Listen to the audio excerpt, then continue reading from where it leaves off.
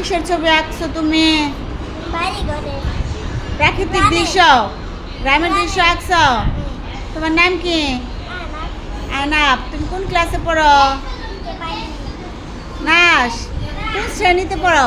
তোমার শ্রেণীর নাম কি? প্রাক।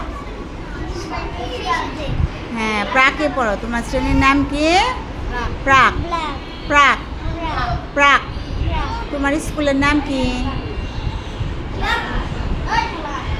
বলো।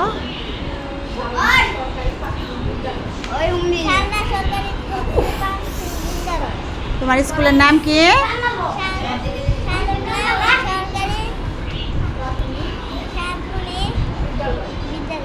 আবার বলো, স্কুলের নাম কি? ভালো করে বলো। বলো।